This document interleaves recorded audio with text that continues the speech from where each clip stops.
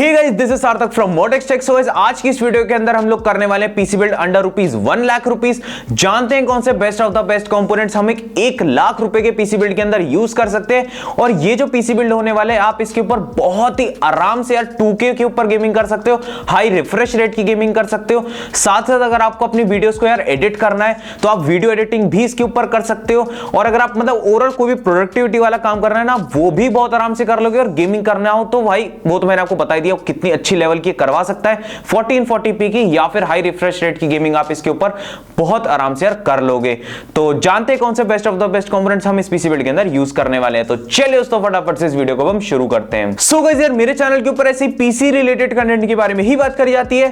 तो अगर आप लोगों को इंटरेस्ट है ऐसी पीसी रिलेटेड कंटेंट के अंदर तो डेफिनेटली करो हमारे चैनल को सब्सक्राइब, साथ ही में दबाओ उस बेल आइकन को भी, ताकि फ्यूचर में जो भी नई वीडियो डालूंगा मिल जाएगी आप लोगों को उसकी इंस्टेंट नोटिफिकेशन। तो अब हम बढ़ते वीडियो में आगे और बात करते हैं हमारे मेन पीसी बिल्ड के बारे में। बात करते हैं सबसे पहले हम लोग प्रोसेसर के बारे में कि इसके अंदर कौन सा सीपीयू यूज करा गया है। तो इसके अंदर यूज किया गया है यार AMD की तरफ से ryzen 7 3700X। ये जो प्रोसेसर है इसके अंदर हमें मिल जाते हैं यार 8 कोर्स एंड 16 थ्रेड्स, 3.6 गीगाहर्ट्ज की इसकी बेस क्लॉक है और 4.4 गीगाहर्ट्ज के ऊपर ये टर्बो करता है।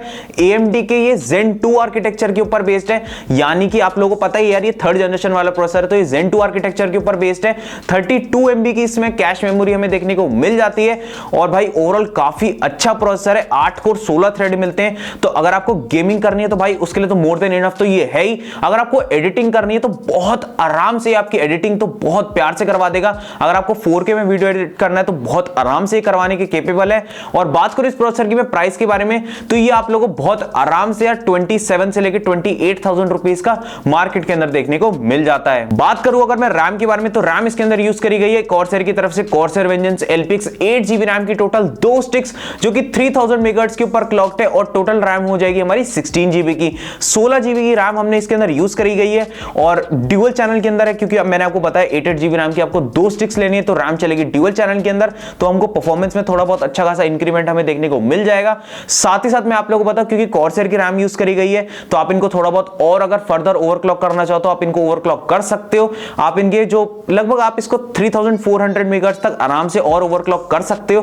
ठीक है, तो काफी अच्छी रैम है। और एक स्टिक आप लोगों को लगभग 2700 रुपीस के आसपास में देखने को मिल जाएगी।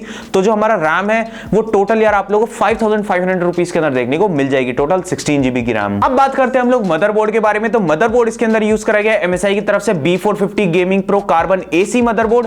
ये जो मदरबोर्ड है ये एक तो आउट ऑफ द बॉक्स यार थर्ड जनरेशन को सपोर्ट करता है, यानी कि ये आप लोगों को कोई बायोस अपडेट की जरूरत नहीं है, डायरेक्टली अपना प्रोसेसर लगाओ और ये सपोर्ट करेगा। ये मत समझना कि मैक्स इसके नाम में नहीं आता तो ये सपोर्ट नहीं करता, ऐसा नहीं है। ये थर्ड जनरेशन को आराम से सपोर्ट कर लेगा आउट ऑफ द बॉक्स। और साथ ही साथ मैं आप लोगों को बताऊं, इसके अंदर हमें इनबिल्ट वाईफाई भी देखने को मिलता है। और इसकी जो VRM है बहुत डीपली तो नहीं बताऊंगा मैं आप लोगों को, बट स्टिल मैं आपको बता रहा हूं कि इसकी VRM थोड़ी बहुत यार टॉमहॉक से बेटर है।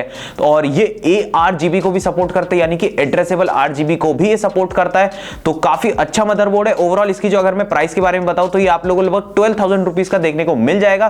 काफी अच्छा मदरबोर्ड है और VRM तो यार इसकी बहुत ही ज्यादा तगड़ी है। अब बात करते हैं हम लोग ग्राफिक्स कार्ड के बारे में। तो ग्राफिक्स कार्ड इसके अंदर आपको यूज करना है AMD की तरफ से RX 5700 XT। अब आप अपने किसी भी ब्रांड के ग्राफिक्स कार्ड के साथ जा सकते हो। ठीक है, लगभग ये आप लोगों को 38,000 रुपीस से लेकर 39,000 रुपीस का देखने को मिल जाएगा।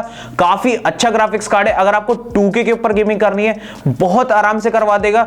साथ ही साथ अगर आपको हाई रिफ्रेश रेट की गेमिंग करवानी है वो भी बहुत आराम से ग्राफिक्स कार्ड करवा देगा। अब थोड़ा सा बात करते हैं इस ग्राफिक्स कार्ड के बारे में। तो इसके अंदर हमें मिल जाती है टोटल 8GB रैम की GDDR6 टाइप की वीडियो मेमोरी, 1650 मेगाहर्ट्ज की इसकी बेस क्लॉक है और 14 Gbps की इसकी मेमोरी क्लॉक है। मेमोरी इंटरफेस है इसका 256 बिट का। ओवरऑल मैं आप लोगों को बताऊं तो आप इसकी जगह 2070 सुपर भी बाय कर सकते हो, बट उसके लिए आप लोगों को लगभग 4 से लेकर 5,000 रुपए एक्स्ट्रा पे करने पड़ते हैं।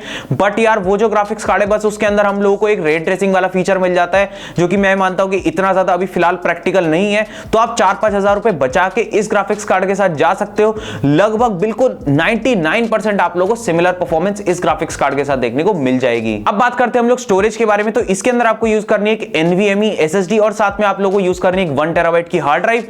पहले मैं बता देता हूं आप लोगों को SSD के बारे में। तो आपको इसके अंदर यूज करनी है क्रूशियल P1 500GB की M.2 NVMe SSD।